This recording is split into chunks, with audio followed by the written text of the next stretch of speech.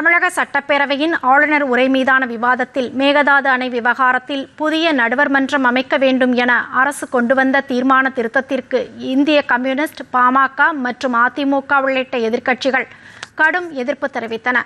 இத்திருத்தத்தில் உள்ள தவறுகள் குறித்து உரிமை மீறல் விவாதம் நடத்த அதிமுக பொதுச் செயலாளர் எடப்பாடி பழனிசாமி விடுத்த கோரிக்கையை தீர்மானம் நிறைவேறிய பிறகு பேச அனுமதி இல்லை என கூறி சபாநாயகர் நிராகரித்தார்.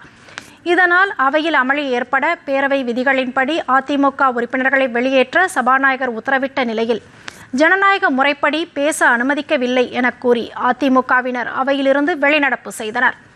தொடர்ந்து செய்தியாளர்களிடம் பேசிய எடப்பாடி பழனிசாமி புதிய நடுவர் மன்ற முடிவை அதிமுக ஏற்கவில்லை, உறுப்பினர்களுக்கு முன்னரே அறிவித்து விவாதிக்காமல் தீர்மானத்தில் திருத்தம் கொண்டு வந்தது விதிமீறலாகும். இது குறித்து அவையில் பேச சபாநாயகர் எங்களை அனுமதிக்கவில்லை என கண்டனம் தெரிவித்தார்.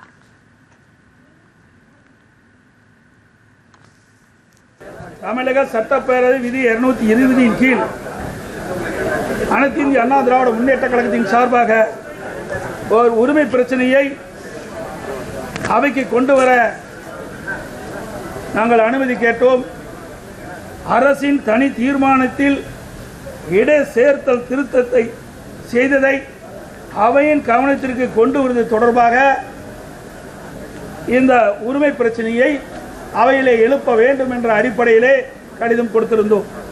ஆனால் பேரவைத் தலைவர் அவர்கள் 0 அவரில் இதை எடுக்க மறுத்துவிட்டார்.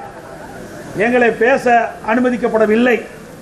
அதனால் அனைத்து இந்திய அண்ணா திராவிட முன்னேற்ற கழகம் இன்றைக்கு சட்டப்பேரவையில் இந்த உரிமை பிரச்சனையை தெரிவிக்க அல்லது பேசுவதற்கு அனுமதி அளிக்காத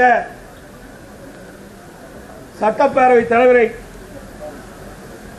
அனுமதி அளிக்காத காரணத்தினாலே அவையிலிருந்து நாங்கள் வெளியிடப்பு செய்திருக்கிறோம்.